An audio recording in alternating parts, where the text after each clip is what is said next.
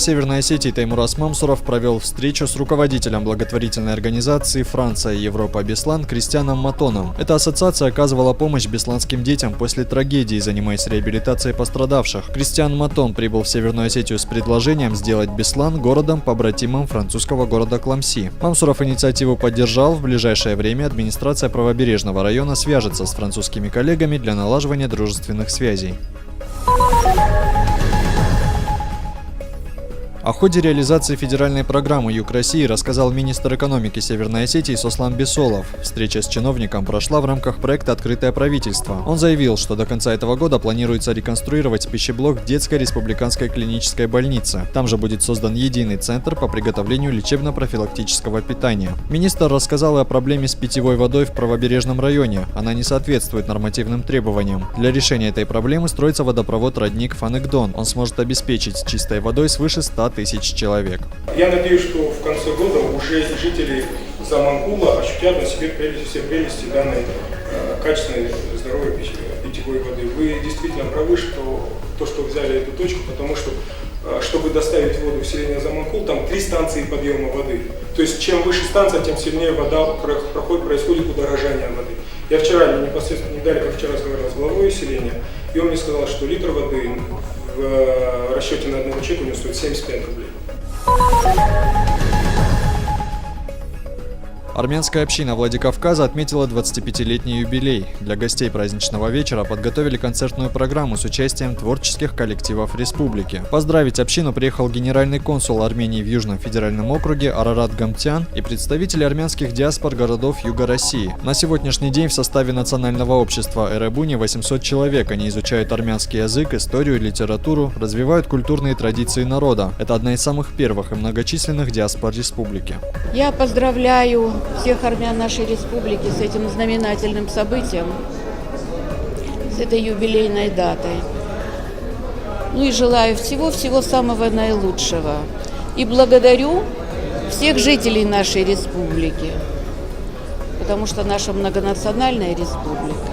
Я благодарю за дружбу, за братское отношение, которые возникают между нашими народами.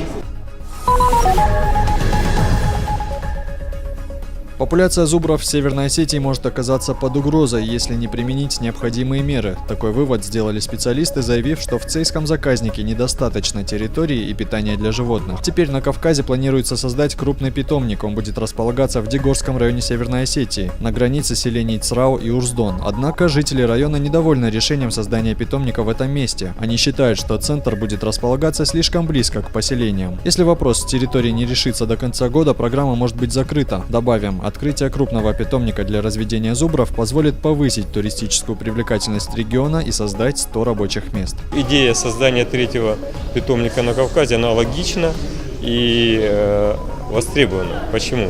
Потому что достаточно серьезная программа восстановления зубров в России, но количество выращиваемых животных недостаточно для эффективного и быстрого восстановления этого вида. Естественно, что это поиск средств, это немалые средства, потому что мы понимаем, что их нужно привлекать в республику.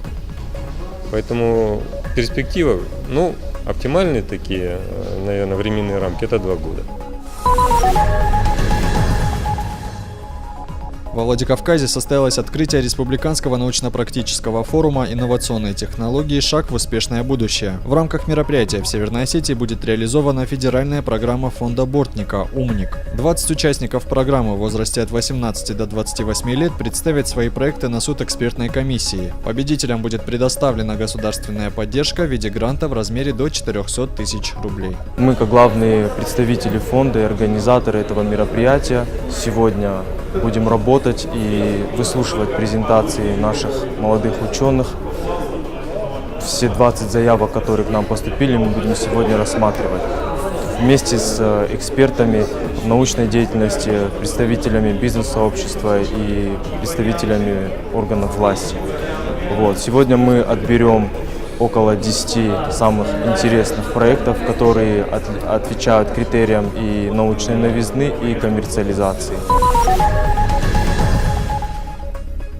Обладательница необыкновенного драматического сопрано, заслуженная артистка Северной и Южной Осетии Амага Готти провела творческий вечер в Доме национальности Санкт-Петербурга. В теплой и дружественной атмосфере певица поделилась рассказами о своей жизни, творчестве, взлетах и падениях и о планах на будущее. Огромное внимание она уделила не только рассказу об оперном искусстве, но и развитию остинской национальной песни, необходимости взращивания нового поколения талантливой молодежи Осетии. Вечер певица завершила исполнением арии, покорив всех присутствующих чистотой и необычайной силой своего голоса.